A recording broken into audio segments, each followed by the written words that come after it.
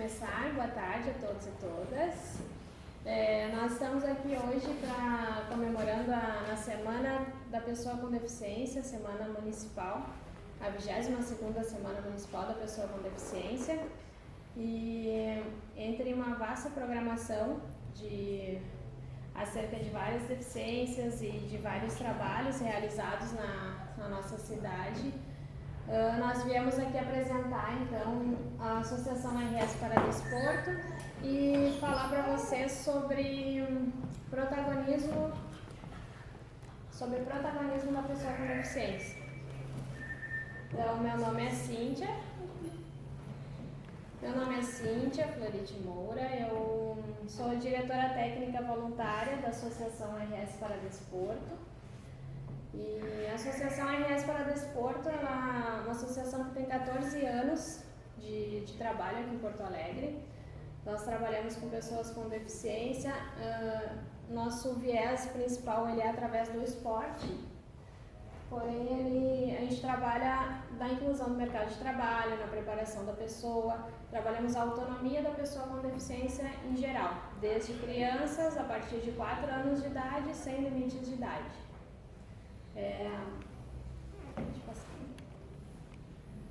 Então a gente veio hoje aqui falar sobre protagonismo e pessoa com deficiência. Se a gente fosse falar aqui ao meu lado, desculpe pelo não ter apresentado, meu parceiro de palestra, Reinaldo Charão, é o atleta, para-atleta Reinaldo Charão. Está chegando uma outra para-atleta, a Bruna Zaglieri. Bom.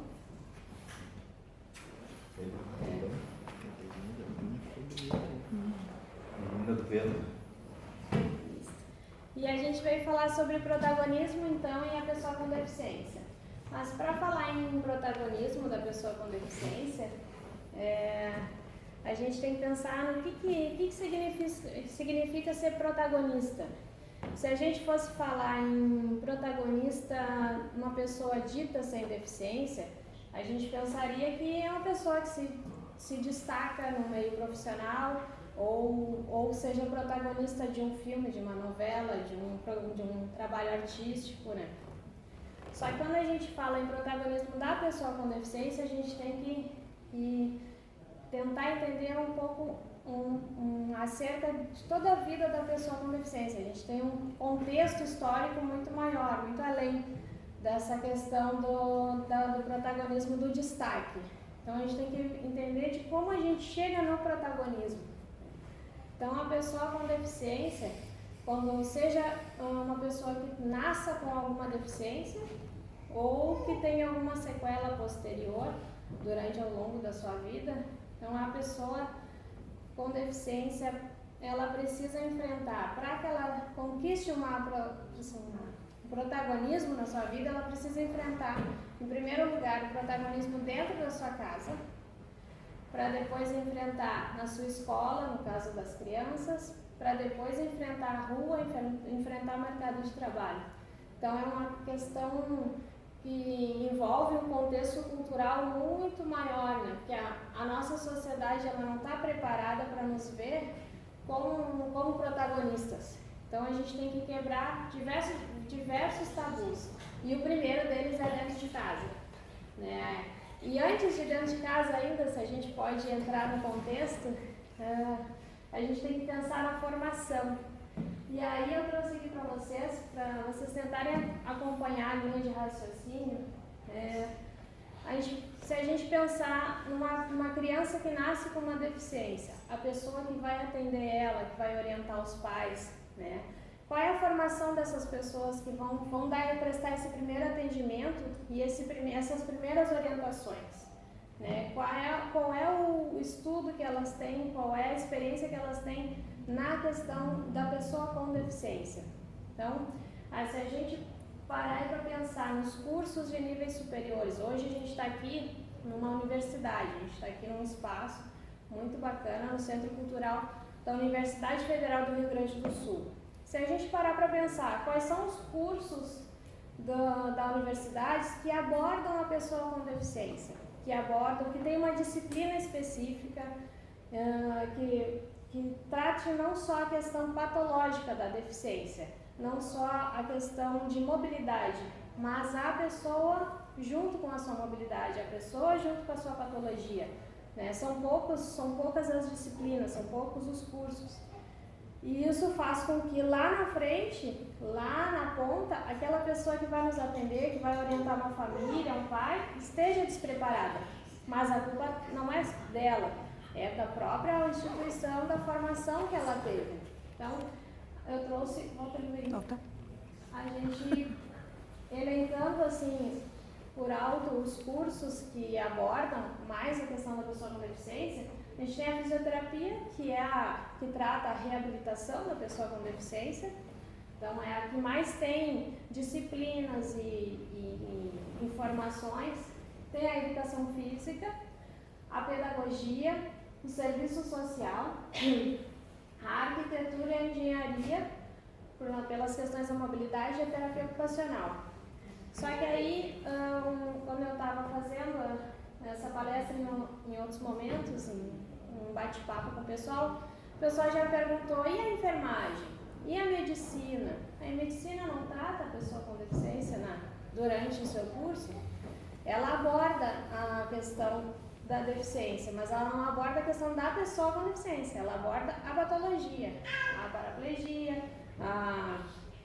as doenças, o autismo, as características patológicas, e não da atividade da vida diária, do contexto da vida diária dessas pessoas, de como é que elas, do que elas precisam para elas poderem se locomover. O médico não sabe andar de cadeira de rodas, não sabe orientar uma mãe de qual é a melhor forma de cadeira de rodas que ela vai comprar para o seu filho.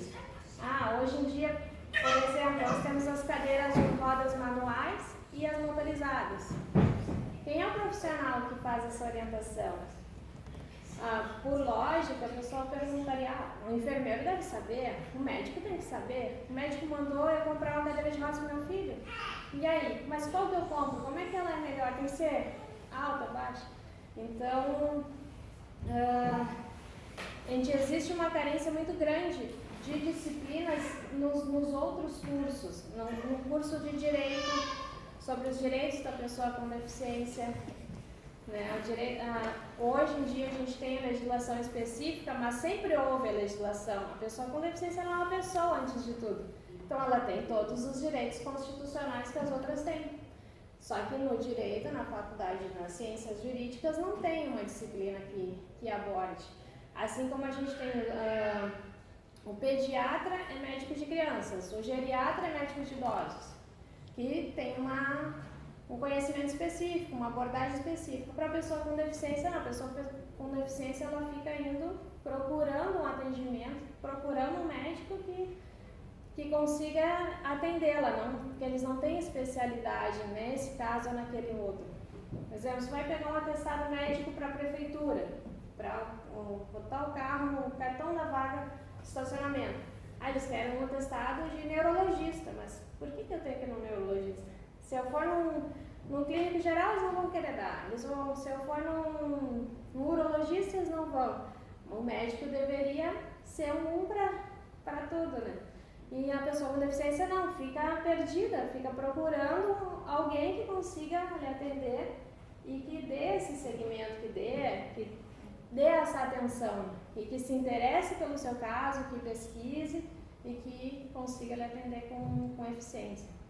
Então, para a gente pensar no protagonismo, a gente vai muito longe, né? Desde do nosso atendimento. Se o pai e a família não tem uma boa orientação, como é que ela vai passar essa orientação para o seu filho, né? Para estimular ele? O médico, quando nasce uma criança com deficiência, manda para fisioterapia. Não, o senhor leva seu filho na fisioterapia. Aí eles vão dar um jeito, né? Vão fazer vão lhe ajudar, vão lhe orientar o que é melhor, o que não é. Só que não é só isso que uma pessoa precisa, né? Então, passa para nós. Então, a gente, além das disciplinas, mesmo que alguém se interesse, algum aluno se interesse, a gente tem dificuldade na questão de bibliografias, nas referências práticas.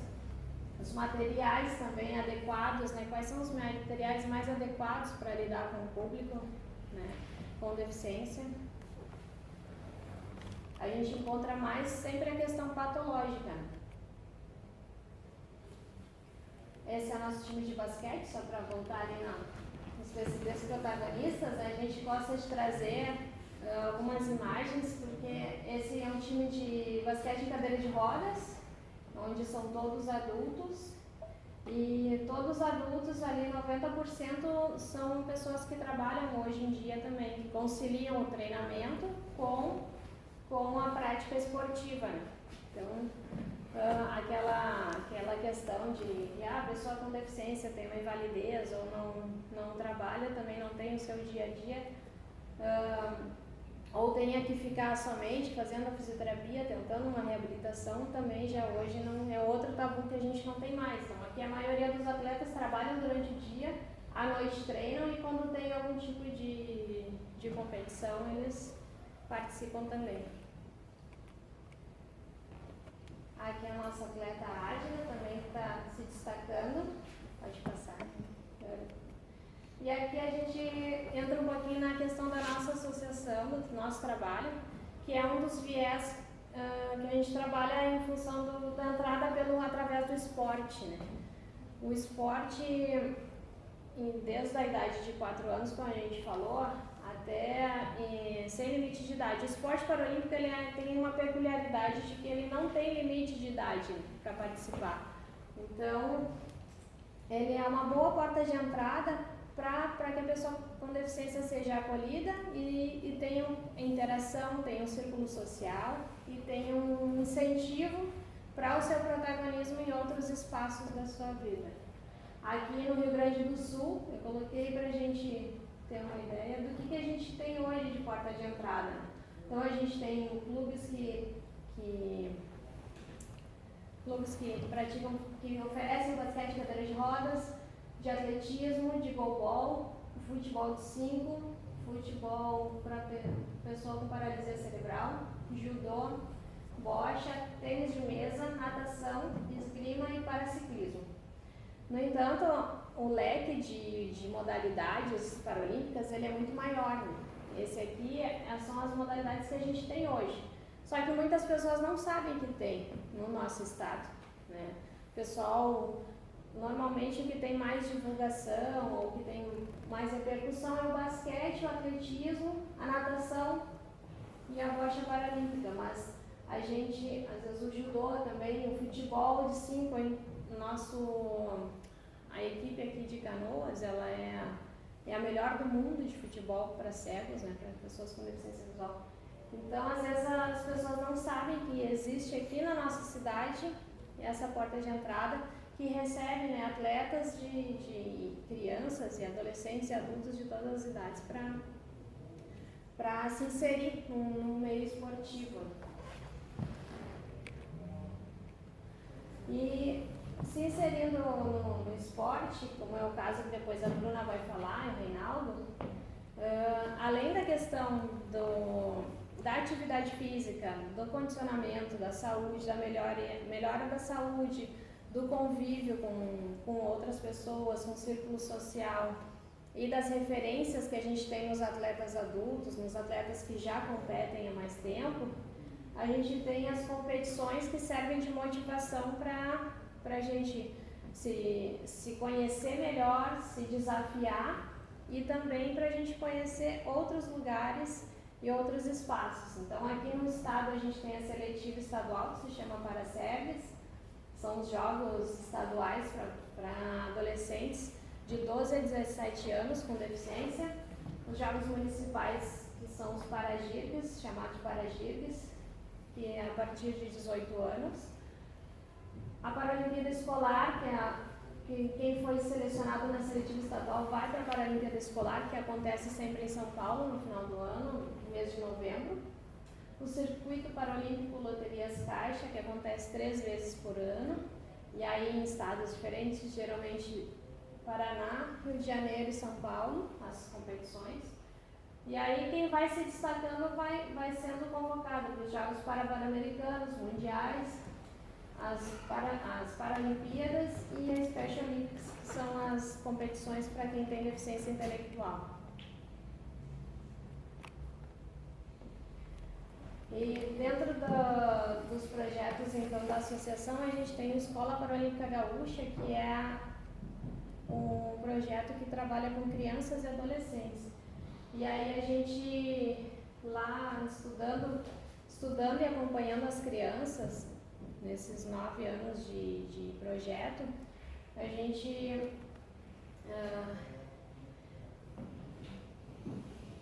gente encontrou como resultado, né, a referência dos atletas, né? Qual é o melhor tipo de melhor tipo de tratamento, tipo de atendimento. E a melhor referência que a gente pode oferecer para uma criança é a referência dos atletas adultos. Por quê? Porque dentro de casa a gente tem o pai, a mãe, o avó, a pessoa que cria aquela criança.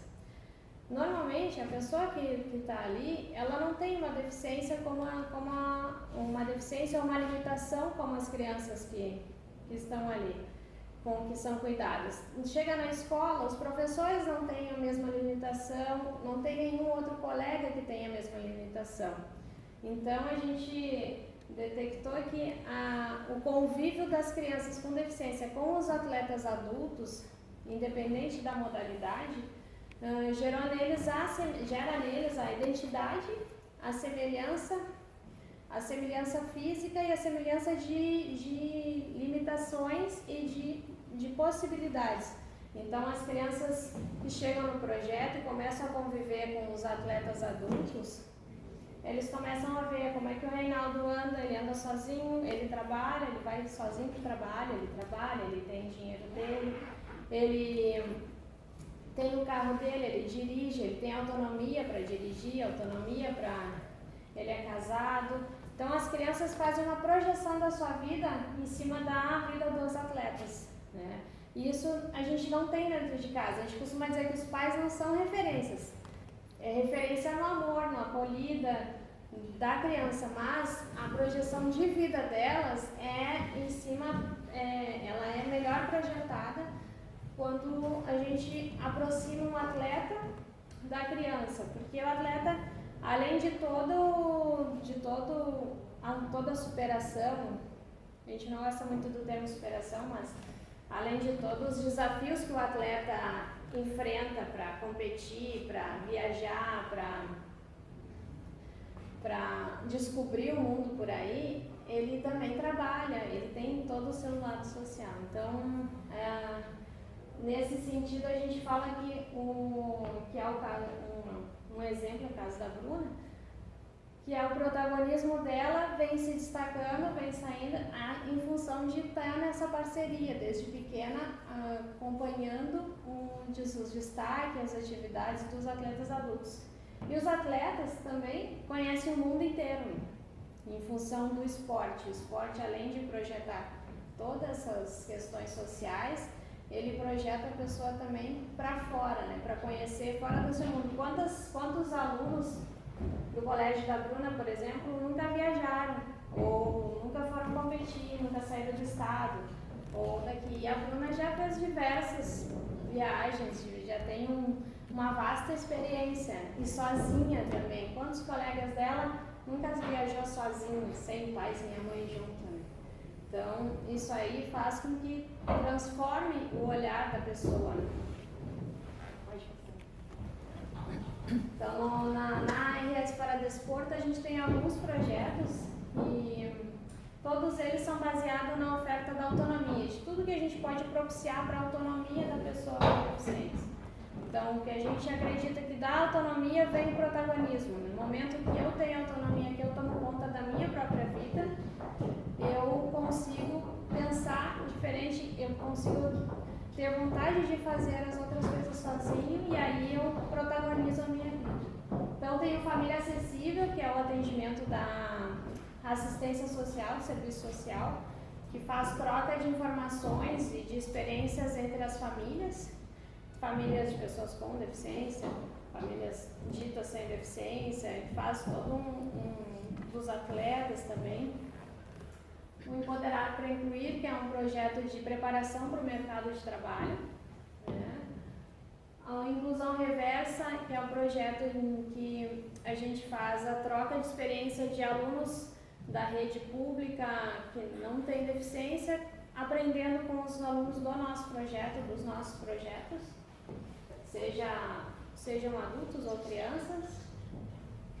O Paradesporto na Praça, que é onde a gente leva o paradesporto, o esporte, para pessoas com deficiência para as praças públicas. Então, a gente leva o material paralímpico para as praças públicas, para onde a comunidade possa experimentar e vivenciar. Então, onde a gente joga basquete de cadeira de rodas, todo mundo na cadeira de rodas, e experimenta a vivência do outro. O Onda para Todos, que é um projeto de ofertar a possibilidade de entrar no mar, na praia, para quem tem deficiência também, com uma prancha acessível.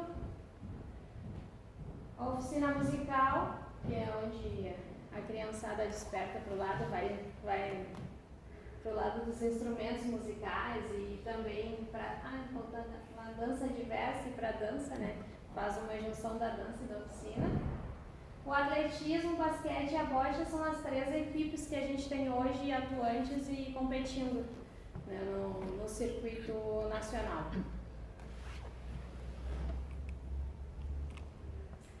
Então, assim, para eu deixar os dois falarem também um pouco para eles, né, pelo protagonismo deles, eu não ficar me estendendo, tem uma frasezinha para nós que é: o protagonismo da pessoa com deficiência é se libertar do capacitismo, é sair da zona de conforto e criar as oportunidades que a vida insiste em pôr obstáculos e, acima de tudo, assumir o controle da própria vida.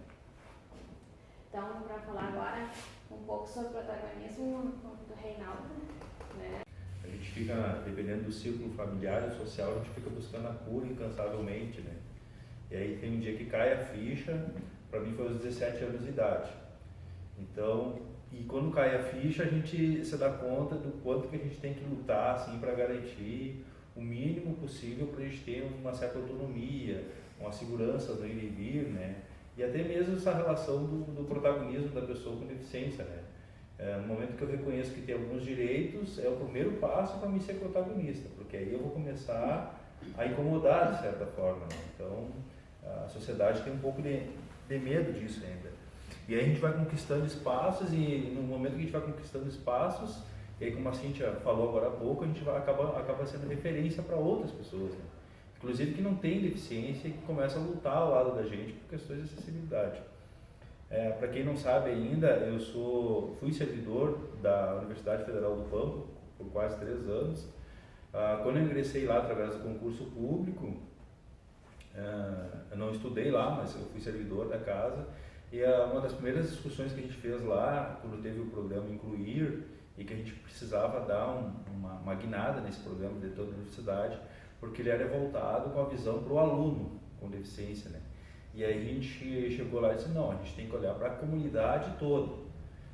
Na universidade não existe só aluno, existe o servidor, existe, né, o pessoal terceirizado, o professor, e a comunidade externa que visita o campus, né, os campi no caso, né, o IPAMPA, para quem não sabe, vai de São Borja a Jaguarão, são 10 campi. Então, pensar a acessibilidade dentro de uma estrutura como essa, em cada campi, e mudar a relação atitudinal, isso acho que é o mais importante hoje na fase da inclusão, é fazer com que as pessoas compreendam não só os nossos direitos, mas que entendam a necessidade e que vejam nela também certas limitações. A gente costuma também falar sobre a questão da acessibilidade universal. Quando a gente compreende isso, a gente traz outras pessoas que não têm deficiência para o meio. E aí a gente consegue, de certa forma, fazer com que a cultura da escada seja um pouco esquecida e a gente consiga pensar pelo menos a rampa ao lado da escada. Vamos botar a escada, vamos botar a rampinha do lado, não custa nada, né? Com o tempo também a gente vai aprendendo que a luta ela não se faz nunca sozinha, né? E por mais que eu tenha deficiência física, a gente vê hoje uma grande dificuldade da questão da inclusão digital e de comunicação também, porque lá no Unibamba mesmo, a gente fez muito esse debate, que no momento em que a gente tem a questão estrutural encaminhada e que a gente vai poder fazer uma casa de estudante, ter quarto acessível, ter os banheiros acessíveis, os prédios que foram alugados lá ou que foram adquiridos pela Universidade Federal, que eram prédios históricos, ter elevador, ter a rampa do lado, uma alternativa, mas também a gente viu assim, a página da instituição está acessível, como é que está a comunicação com os surdos. Aí eu me lembro que a gente fez parte do conselho universitário, enquanto conselheiro, a gente lá dentro brigava para ter intérprete Libras, né, para apoiar a comunidade. Aí eles argumentaram, nós já temos intérprete Libras, a reitoria tem 2, 3, eu digo, não, nós somos 10 campos, precisamos de 2 pelo menos em cada campo. É um problemão, mas tem que ser. Então a gente pediu 2, a gente ganhou 1, né, por concurso público, mas foi uma vitória.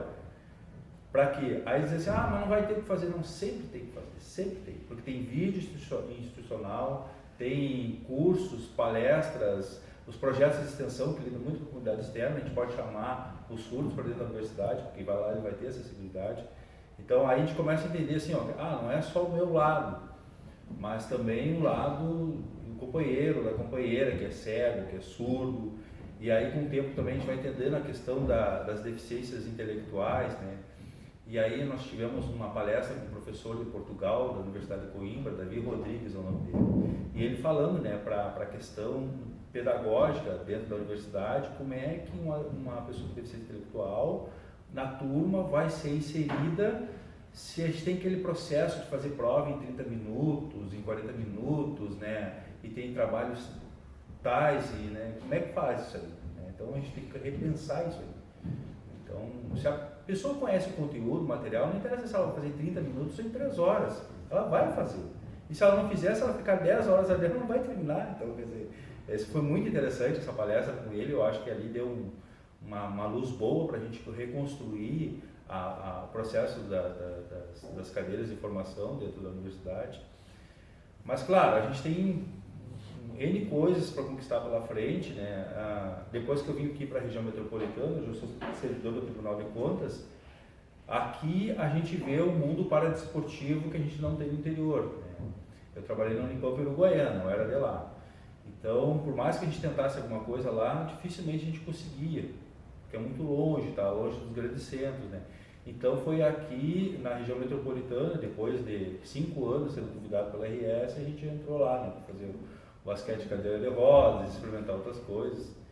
E atualmente eu faço tiro com arco, né? E espero que no futuro a gente possa fazer dentro da RS também, né? Porque a gente tem aí uma gama de esportes paralímpicos aí que a gente pode difundir ainda. O tiro com arco é um deles, é muito bacana, muito legal. Eu estou muito satisfeito com o tiro com arco, eu me encontrei dentro do paradesporto, né? E é interessante isso, né? Porque todo mundo fala que é um esporte caro, mas aí quando a gente compara uma raquetezinha de tênis com um arco, é quase o mesmo preço, próximo. Uma cadeira de basquete? Uma cadeira de basquete, não, a cadeira, a handbike, custa 3 arcos de ponto olímpico, quer dizer, não é tão caro assim, né? É um pouco o estigma, aquela coisa, né? O pessoal tirar com terno e gravata antigamente, né? Ser um esporte só de brancos também. Outra coisa que é interessante é a questão da idade também. Não tem limite de idade, né? Começou a tiro com arco agora há pouco, né? Uns 2 anos, 1 ano, né? A gente não faz 1 ano. Tô 2 anos. 2 anos, gente, tirou 2 anos. Então, olha, todo o tempo, toda a carreira, né? E aí, o interessante do esporte paralímpico é isso, né? O paralímpico é isso, que a gente tem diversas modalidades e cada modalidade tem uma particularidade, um tipo de deficiência para executar aqueles movimentos. E sempre tem algum que vai te encaixar, né? Não é assim, a pessoa tem deficiência. E o interessante, por exemplo, vai se encaixar, né? E dentro para pegar já que a gente está nessa linha do tiro com arco, nós temos hoje alguns atletas de ponta com deficiência no tiro com arco que já jogaram basquete, que já jogaram tênis de mesa, ou seja, que é um esporte que exige um pouco mais digamos, do corpo da pessoa, assim, da agilidade, e que com o tempo elas foram perdendo, ou por agravar um pouco mais a deficiência, alguma qualidade, mas aí encontram no esporte outras atividades, né? E é claro, tem que se enquadrar dentro da questão funcional, né? Mas, ou seja, existe dentro do paradesporto vários níveis que a gente pode fazer aí, né, independente de idade e de condição física, né? Então, é muito interessante isso, porque às vezes a gente diz assim, nós temos um atleta agora que já está com a sua vaga garantida para Tóquio, que é a Jane Carla, é um grande exemplo para a gente, que ela por muitos anos fez tênis de mesa, estava inclusive selecionada para competir Rio 2016 para o tênis de mesa, e há 6 meses antes ela resolveu fazer tiro com arco, né, porque ela não estava se sentindo muito bem, achava que não ia dar o máximo dela, e aí ela chegou, fez o tiro com arco, conseguiu a vaga e fez muito bem a Paralimpíada do Rio, né, e hoje está aí e vai para Tóquio. Então dá para a gente fazer isso, né? Eu já experimentei a Petra, né, mas eu acho que eu sou um pouquinho grandinho para ela, ainda um pouquinho lentinho para ela, quer dizer, mas é alternativas, a gente tem que ter alternativas, a gente encontra na RS isso, né? As alternativas são de poder experimentar uma ou outra modalidade, e eu acho que essa é a função da escola,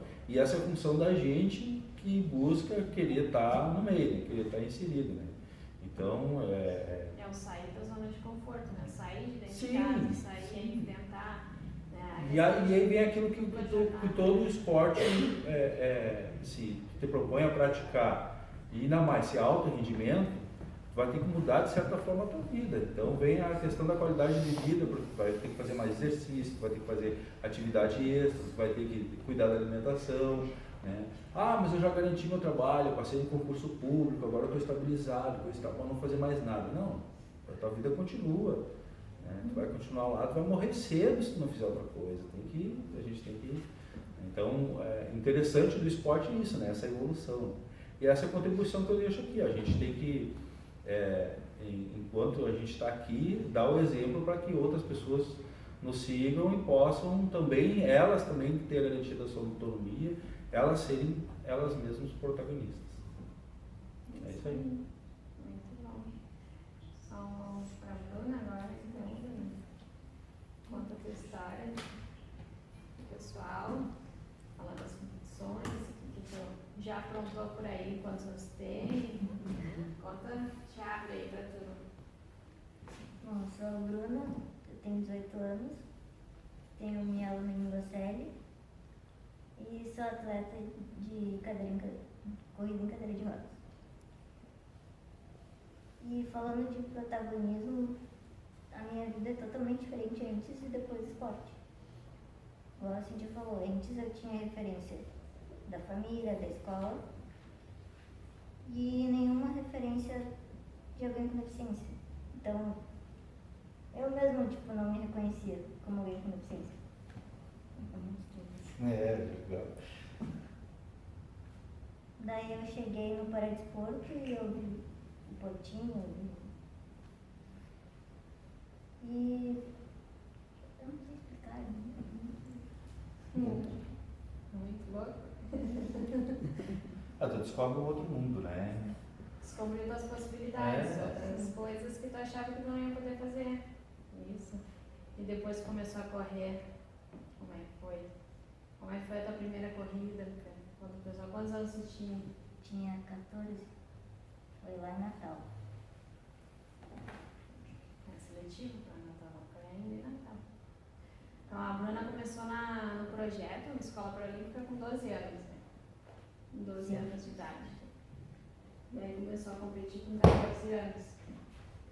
A primeira foi para a série, aqui no estado, daí a segunda foi em Natal.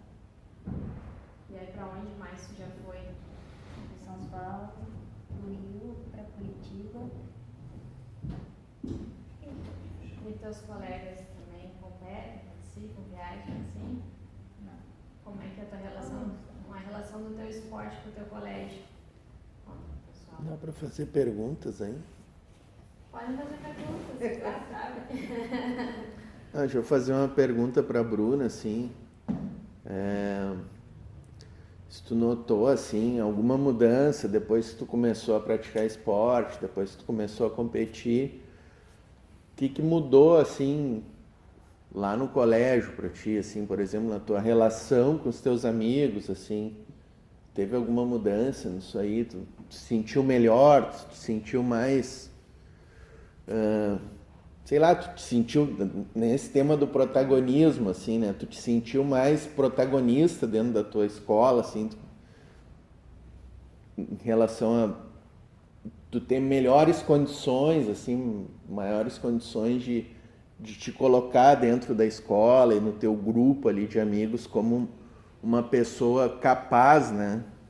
Que tu sentiu? Tentando te ajudar, espero que consiga te ajudar. Tu deixou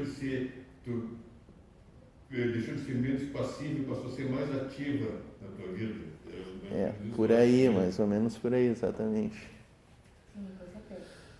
Antes do esporte, os meus colegas, eles eram meus amigos, eles me achavam fofinha, eles me achavam Aquela coisa do... mas era até aí, tipo, talvez eles não me achassem tão capaz, sabe, quanto os outros. Aí depois do esporte eles viram que não, a Bruna não é só... Sim. Só fofinho. Só também. Tá, tudo bem, isso aí da visão do outro, né, deles, e eu quero saber da tua visão, assim, o que tu A mesma coisa. que te sente mais, assim, capaz de te relacionar com as pessoas, de te... Acho que essa questão do esporte a gente perde um pouco, assim, um medo, às vezes, até, né, de chegar num local ali, tu perde um pouco do medo de ser visto como doente, né, porque no fundo tu sabe que a sociedade trata a pessoa com deficiência como doente, né, eu acho que isso é uma questão legal do esporte, que quando tu começa a praticar o esporte, tu começa a te aceitar mais, tu começa, né, eu acho que tu te prepara até melhor para chegar nos locais e encarar essa visão preconceituosa e esse estigma que a sociedade tem em relação à pessoa com deficiência, né? Eu acho que a gente fica mais capaz de encarar esse preconceito, né? De repente pro Reinaldo aí falar um pouco disso Não, também. fica implícito às vezes, né? Porque a minha relação muito é com relação ao trabalho, né? Aí o pessoal, não, tá tudo bem, vamos arrumar um lugar para ele lá, vamos colocar ele num lugar, né? E aí a gente começa a falar, intervir algumas coisas assim, né? Tá, até por ali vamos. Tá, mas e fora, como é que é? Não, deve ser assim. Então é interessante que aí depois começa a praticar um esporte, começa a divulgar, começa a pedir horário para treinar, né? Ou mesmo para participar, como hoje aqui, né? Dessa atividade aqui, né? Aí eles começam a dizer, não, é importante tu ir, não, é importante fazer, então aí te dão um reconhecimento maior, assim. Mas é interessante que a Bruna acabou de falar aqui, né? Pra gente que nasce com deficiência, né? Tu nasceu, eu nasci, é muito difícil aceitar ela, né? É muito difícil. Infelizmente eu não tive, Bruna, lá quando eu era adolescente, pequeno, o esporte para me dizer que eu era capaz. Eu fui descobrir isso de uma maneira muito terrível, que foi a minha última cirurgia aqui no Hospital de Clínicas, que um médico me liberou, eu estava com a minha perna dobrada, eu queria, minha perna não está reta, o que eu vou fazer com essa perna dobrada ainda? Achava que ia sair dali quase andando, né? Vão operar um milagre em mim, né? Mas não, isso não acontece, né? Não é assim, né? E aí, assim, foram alguns meses, assim, de baque, assim, vou ter que me aceitar como pessoa com deficiência. E o interessante, Bruna, é que eu trabalhei uma época como voluntário no Cine, lá em Uruguaiana, e a gente trabalhava com as cotas de emprego, e a gente reconhecia algumas pessoas com deficiência. Tu pode ir pela cota. Não quero ir pela cota. Mas por que não? Tu tem uma deficiência. Não, mas isso aqui não me limita em nada, não sei o que, eu sou produtivo, não sei o que. Eu digo, não estou dizendo que tu é improdutivo. Estou dizendo que existe cota e que isso é um direito teu, que tu pode ter aquela reserva no mercado de trabalho, né? Não estou dizendo que tu é improdutivo, ao contrário, eu acho que tu é muito produtivo, né? Tinha alguns lá até que recebiam, ainda recebem até hoje um salário mínimo, né? E aí tu vê que a pessoa assim tem uma boa condição, assim, de olha, eu acho que pode ir no mercado de trabalho pagar até mais, né? Então, mas aí é cada um, né? Mas a gente vê que mesmo depois de adultos, tem gente que não se reconhece ainda uma pessoa com deficiência. Pra gente que nasce com deficiência, isso é muito difícil, assim.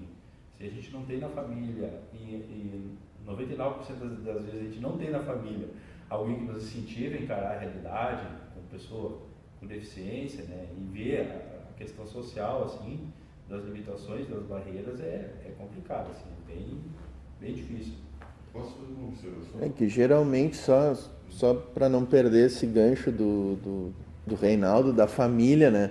É que geralmente a própria família quer te fazer normal, entre aspas, né? A própria família atrapalha esse processo A primeira luta é dentro do de casa. reconhecimento, da aceitação da pessoa com deficiência, porque a própria família fica querendo te tirar daquele mundo. Não vamos lá naquele lugar com aqueles cadeirantes, com aquelas pessoas com deficiência, porque ali não. Vamos ali, com os teus amiguinhos ali que são normais, né? Tipo, querendo forçar um lance assim que isso aí atrapalha. Eu era criança com deficiência, eu passei por isso. Às vezes, em alguns momentos, fazendo uma reflexão, tu vê essa tentativa da família de te tirar do meio das pessoas com deficiência, que é ali que tu tem que te misturar naquele meio para te igualar e para te tornar protagonista, né? Daquele meio, em primeiro lugar, como a Cíntia falou, né?